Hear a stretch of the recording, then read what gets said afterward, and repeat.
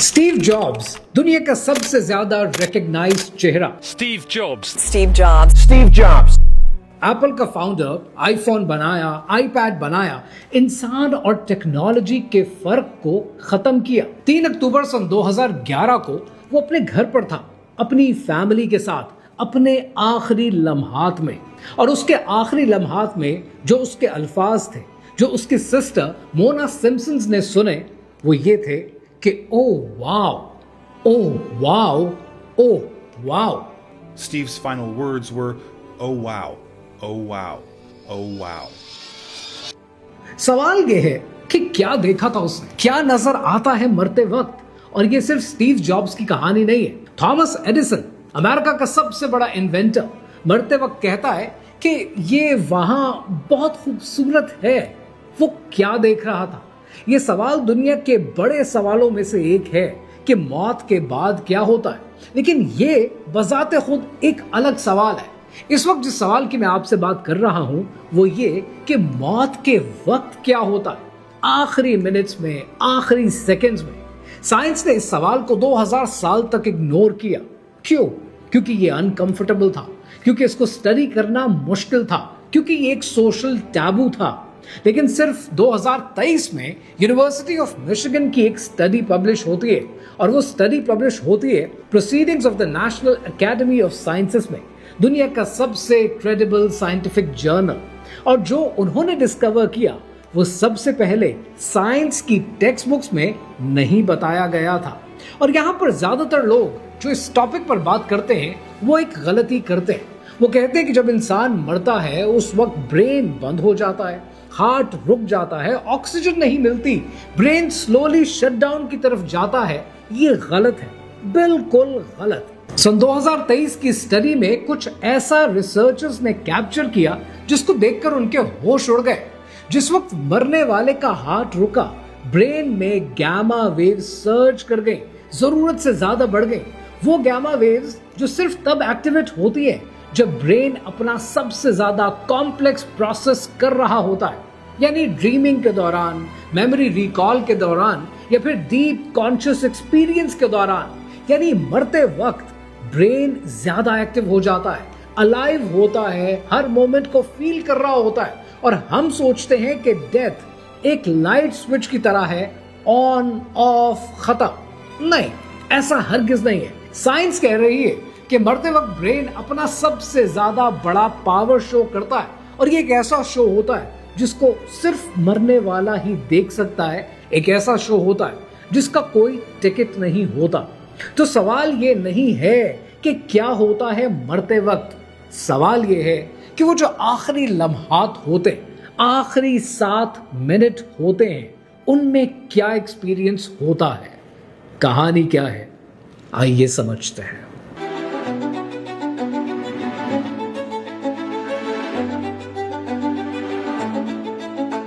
मई 2023 में university of Michigan के school of medicine की रिसर्च टीम की लीड थी डॉक्टर जीमो बॉर्जगन के पास। डॉक्टर बॉर्जगन ने अपनी एक खास स्टडी पब्लिश की और उसके ऊपर एक आर्टिकल लिखा। यह आर्टिकल पब्लिश होता है proceedings of the national academy of sciences में। स्टडी थी क्या? 4 पेशेंट्स लिए गए, सब आईसीयू में थे, सब कोमाटोस थे। फैमिली ने डिसाइड किया कि इन्हें वेंटिलेटर से हटा दिया जाए और नेचुरल डेथ दे दी जाए। रिसर्चर्स ने फैमिली से, पेशेंट्स के लवाहिकीन से परमिशन ली और ईईजी सेंसर्स लगा दिए, ब्रेन एक्टिविटी को मॉनिटर करना शुरू कर दिया। वेंटिलेटर हटाया गया और फिर उन्होंने वेट किया। क्या एक्सपेक्ट कर रहे थे? वो एक्सपेक्ट कर क्या रहे थे कि स्लो ब्रेन एक्टिविटी खत्म होगी, लाइन फ्लैट हो जाएगी, डेथ हो जाएगी। पर हुआ क्या? 4 पेशेंट्स में से 2 पेशेंट्स में जिस वक्त हार्ट रुका, ब्रेन में एक मैसिव सर्ज आई, गैमा ऑसिलेशन की। 25 से लेकर 100 हर्ट्ज की दुनिया की सबसे हाई पावर्ड, दुनिया की सबसे हाई फ्रीक्वेंसी ब्रेन वेव्स। ये गैमा वेव्स तब एक्टिवेट होती है जब आप कोई कॉम्प्लेक्स प्रॉब्लम सॉल्व कर रहे हो, या आप कोई विविड ड्रीम देख रहे हो, या कोई इंटेंस मेमोरी को रिकॉल करने की कोशिश कर रहे हो, या फिर आप कॉन्शियसनेस के सबसे डीप स्टेट के अंदर हो। ये वेव्स इतनी इंटेंस थी कि रिसर्चर्स ने अपनी आंखों पर बिलीव ही नहीं किया कि वो देख क्या रहे। इमेजिन करें कि आप स्कूल में पढ़ते हैं, स्कूल में अगले दिन आपका साइंस का पेपर है, तो साइंस का पेपर शुरू होने से चंद मिनट पहले इंसान पढ़ाई करने की, रट्टा लगाने की कोशिश कर रहा होता है। तब एग्जैक्टली होता क्या है? ब्रेन ज्यादा एक्टिव होता है। अब सोचें कि मौत के वक्त भी ब्रेन लिटरली यही काम कर रहा है। सिर्फ फर्क यह है कि इस बार जो पेपर आना है वो किसी एक पर्टिकुलर टॉपिक से नहीं आना, वो पेपर आना है पूरी जिंदगी से। ये मैसिव एक्टिविटी ब्रेन में और भी ज्यादा इंटरेस्टिंग हो जाती है, क्योंकि ये जितना गामा वेव्स का सर्ज है ये रैंडम नहीं है। ये गामा वेव्स स्पेसिफिकली एक्टिवेट होती है दिमाग के अंदर टीपीओ जोन में, और ये जोन दिमाग का वो हिस्सा है कि जहां पर ड्रीम्स प्रोसेस होते हैं, out of body experiences feel होते हैं, मेमोरी और रियलिटी में डिफरेंशिएट होता है, और लाइफ पूरी इंसान की जिंदगी रिव्यू होती है। ये वो वाला जोन है कि जहां नियर डेथ एक्सपीरियंस सर्वाइवर्स कहते हैं कि उन्होंने अपनी पूरी जिंदगी एकदम से देख ली। क्या ये प्रूव करता है कि नियर डेथ एक्सपीरियंसेस रियल हैं? साइंस आज तक नियर डेथ एक्सपीरियंसेस पर, एनडीई पर मुकम्मल खामोश है, उस पर हाँ नहीं कहती। लेकिन साइंस ये जरूर कहती है कि वो ब्रेन एक्टिविटी जो नियर डेथ एक्सपीरियंस के जरिए हो सकती है वो रियल है, वो डॉक्यूमेंटेड है, वो मेजर्ड है। और ये सिर्फ 2023 की स्टडी नहीं है। 2013 में एक 87 साल की पेशेंट का ब्रेन एक्सीडेंटली रिकॉर्ड होता है उसकी मौत के वक्त। वो एक एपिलेप्सी मॉनिटरिंग के लिए ईईजी पर थी, और हार्ट अटैक के बाद 30 सेकंड तक गामा वेव सर्च करती हैं सेम जोन में, सेम पैटर्न पर। 2022 में एक और स्टडी होती है एक कार्डिक अरेस्ट के सर्वाइवर की। 1000 से ज्यादा पेशेंट्स, 10 से 20% ने नियर डेथ एक्सपीरियंसेस रिपोर्ट किए। उनके ब्रेन पैटर्न उन लोगों से क्लियरली अलग थे जिन्हें नियर डेथ एक्सपीरियंसेस नहीं हुए। पैटर्न रिकॉर्ड हो रहा है, एक्सपेरिमेंट पर एक्सपेरिमेंट हो रहा है, और मरने के वक्त ब्रेन में कुछ तो है जो होता है जो एक्स्ट्रा ऑर्डिनरी है। 1975 में एक डॉक्टर था, उस डॉक्टर का नाम है रेमंड मोडी। उसने 150 से ज्यादा पेशेंट्स के इंटरव्यू किए, वो लोग जिन्हें मौत के बिल्कुल करीब से बचाया गया था, यानी कार्डिक अरेस्ट हुआ, क्लिनिकल डेथ हुई और फिर वो वापस आ गए। उसने ये सब अपनी एक किताब में लिखा है, और उसकी किताब का नाम है लाइफ आफ्टर लाइफ। और जो कॉमन एक्सपीरियंसेस हैं दुनिया ने पहली बार सुने हैं। एक्सपीरियंसेस हैं क्या? नंबर 1, बॉडी से बाहर निकलना, फ्लोटिंग करना, खुद को नीचे देखना ऑपरेशन टेबल पर कि डॉक्टर सर्जरी कर रहा है और पेशेंट ये सब कुछ देख रहा है। दूसरा, एक टनल देखना, यानी पहले वो टनल में जाना जिसमें अंधेरा है, और फिर आहिस्ता आहिस्ता वो टनल रोशनी की तरफ लेकर जाती है। तीसरा, एक मिली हुई जमीन देखना, वो लोग मिलते हैं जो पहले छूट चुके हैं, पेरेंट्स मिलते हैं, बचपन के दोस्त मिलते हैं जो बहुत पहले गुजर चुके हैं। चौथा, लाइफ का एक रिव्यू लेना, यानी पूरी जिंदगी एक फिल्म की तरह चलती है, लेकिन सिर्फ देखना ही नहीं है, उसे फील भी करते हैं। हर वो लम्हा जिसमें तकलीफ देखी है उस तकलीफ को महसूस करना, हर वो लम्हा जिसमें खुशी मिली है उस खुशी को महसूस करना, और फिर एक सेंस ऑफ कंप्लीट पीस, यानी दर्द नहीं, फीलिंग नहीं, सिर्फ एक अनबेरेबल लाइटनेस। 35,000 से ज्यादा नियर डेथ एक्सपीरियंसेस के केसेस डॉक्यूमेंटेड हैं, अलग अलग कल्चर में, अलग अलग रिलीजन में, पाकिस्तान से, जापान से, ब्राजील से, यू नेम इट। और ये सब एक ही चीज पर एग्री करते हैं कि वो एक्सपीरियंसेस रियल थे, सपना नहीं था, हेलुसिनेशन नहीं थी, क्योंकि हेलुसिनेशन में कुछ अलग महसूस होता है, ज्यादा रियल लगता है, इस दुनिया से भी ज्यादा रियल। लेकिन यहां पर एक डिटेल है जो मुझे पर्सनली बड़ी हैरान करती है। नियर डेथ एक्सपीरियंस के जो सर्वाइवर्स है ना, वो एक फिनोमेनन रिपोर्ट करते हैं जिसे रिसर्चर्स वेरिटिकल एनडीई कहते हैं, कि वो पेशेंट अनकॉन्शियस है, ब्रेन एक्टिविटी बिल्कुल प्रैक्टिकली जीरो है, डॉक्टर बचाने की कोशिश कर रहा है, और पेशेंट जब बाद में बच जाता है तो वो चीज डिस्क्राइब करता है जो उस वक्त ऑपरेशन थिएटर में होती है। कितनी हैरानगी की बात है। यहां एक फेमस केस डिस्कस करते हैं एक औरत का, जिसको कार्डिक अरेस्ट हुआ, क्लिनिकली डेड हो गई। वो बाद में डिस्क्राइब करती है कि सर्जरी के दौरान सर्जन ने एक अनयूजुअल मोशन किया था, हाथ हवा में ऐसे बुलंद किया था जैसे वो उड़ने लगा हो। सर्जन ने बाद में कंफर्म किया कि actually yes, that's right. Sterile हाथ होने की वजह से वो हाथ किट को टच ना कर जाए, इसलिए उसे अपने चेस्ट से प्रेस करता है, और वो प्रेस करने की वजह से देखने वाले को ऐसा लग सकता है कि वो हवा में उड़ने की कोशिश कर रहा है। लेकिन ये बात तो डॉक्टर जानता था, वो पेशेंट तो अनकॉन्शियस थी। उसको कैसे पता चला? फिर भी उस औरत ने देखा। रिसर्चर्स इसका जवाब नहीं दे सकते। ये जस्ट हेलुसिनेशन की कैटेगरी में फिट ही नहीं होता। हेलुसिनेशन में आप वो नहीं देख सकते जो एक्चुअली हो रहा हो, और इन लोगों ने एग्जैक्टली वही डिस्क्राइब किया है जो एक्चुअली हो रहा था। तो सवाल ये है कि हो क्या रहा था? चले अब चलते हैं आखिरी 7 मिनट के अंदर, कि आखिरी 7 मिनट में एग्जैक्टली मरने से पहले इंसान के साथ होता क्या है। 1 से 2 मिनट के अंदर ऑक्सीजन सप्लाई बंद हो जाती है, हार्ट रुक जाता है, ब्लड सर्कुलेशन बंद हो जाती है, ब्रेन को ऑक्सीजन मिलना बंद हो जाती है, यहां तक कि नॉर्मल शटडाउन बिल्कुल लगता है। लेकिन 1 मिनट के अंदर ब्रेन एक एक्स्ट्रा ऑर्डिनरी डिसीजन लेता है। वो अपना रिजर्व यूज करना शुरू कर देता है, जिसको आप एटीपी कहते हैं, यानी एडिनोसिन ट्राइफॉस्फेट। वो एनर्जी करेंसी जो सेल्स यूज करते हैं, ब्रेन उसे मैसिवली ड्रॉ करने की कोशिश करता है। ये वो इमरजेंसी जनरेटर है जो बैकअप के साथ आता है, और उस एनर्जी के साथ वो गामा वेव्स का एक सर्ज पैदा करता है, जिसका एक एक्सप्लोजन दिमाग में होता है।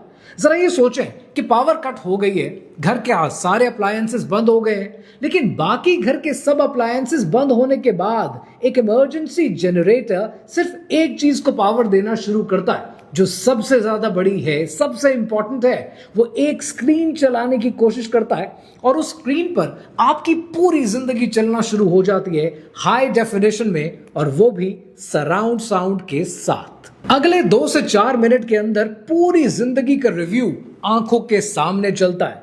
ये वो हिस्सा है जो सबसे ज्यादा कंसिस्टेंटली रिपोर्ट होता है, यानी पूरी जिंदगी क्रोनोलॉजिकली तो नहीं, लेकिन इमोशनली रन होती है। वो लम्हे जो मैटर करते थे, वो लम्हे जो नहीं होने चाहिए थे, या वो लम्हे जो कभी जिंदगी से, कभी अंदर से निकले नहीं, हमेशा याद का हिस्सा बन गए। रिसर्चर्स का कहना है कि हिपोकैम्पस जो मेमोरी स्टोर करता है, मरते वक्त वो मैसिवली एक्टिव हो जाता है। यानी मेमोरीज सिर्फ प्ले नहीं होती हैं, वो री एक्सपीरियंस्ड होना शुरू हो जाती हैं, जैसे एग्जैक्टली वो उसी लम्हे आपके साथ हो रहा हो। एक सर्वाइवर ने कहा है कि मेरी पूरी जिंदगी 1 सेकंड में गुजरी, लेकिन ये 1 सेकंड 30 सालों की तरह फील हुआ। यानी वक्त का, उस मरने से चंद लम्हे पहले वक्त का कोई कॉन्सेप्ट एग्जिस्ट नहीं करता। 4 से 6 मिनट के अंदर वो होता है जो ज्यादातर लोग डिस्क्राइब करते हैं, यानी रोशनी, टनल, फेमिलियर फेसेस, और फिर सुकून, पीस।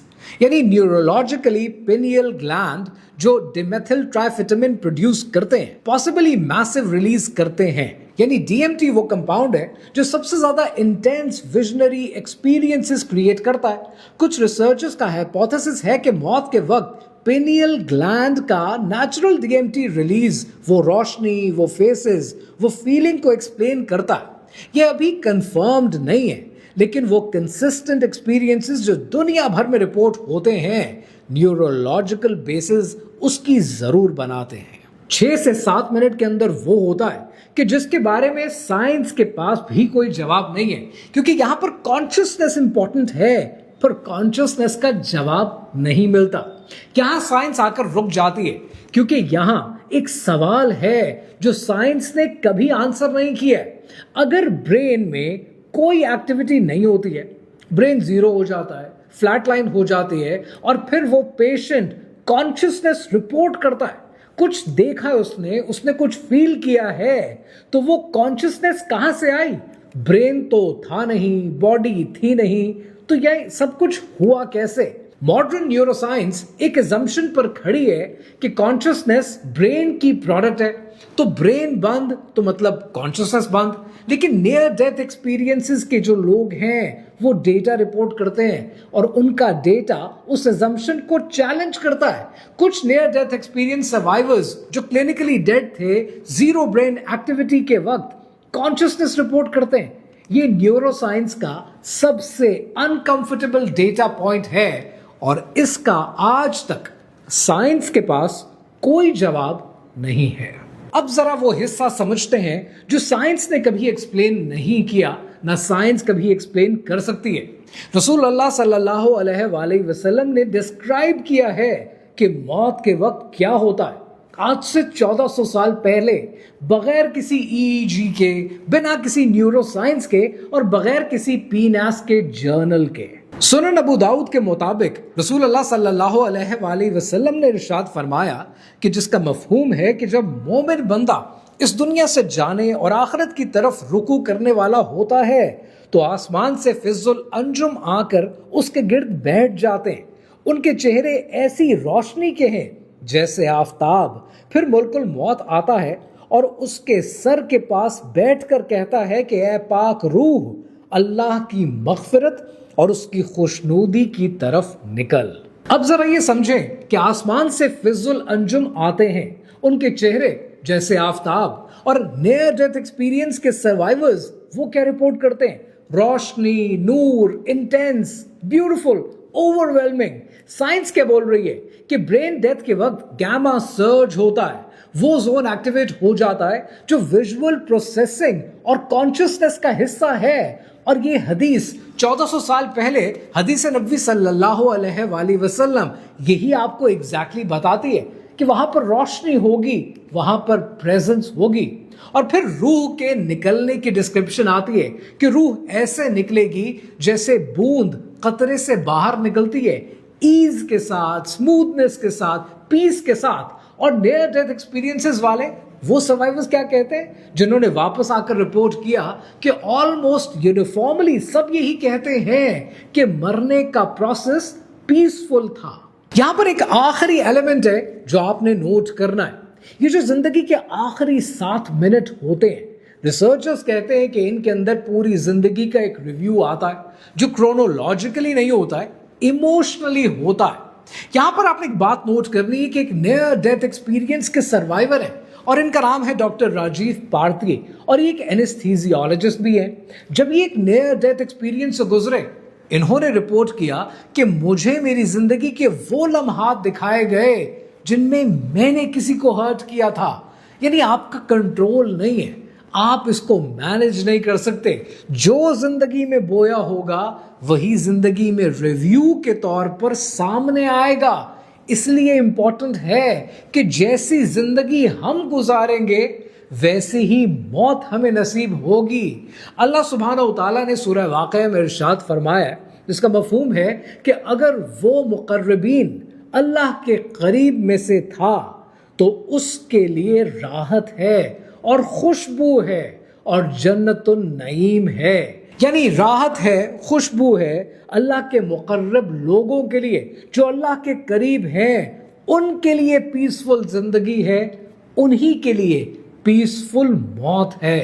लिहाजा मौत से पहले आखिरी 7 मिनट में वही होता है जो दीन ने आपको 1400 साल पहले बता दिया कि जिसको शायर कहता है कि मौत एक जिंदगी का वक्फा है, मौत एक जिंदगी का वक्फा है, यानी आगे चलेंगे दम लेकर।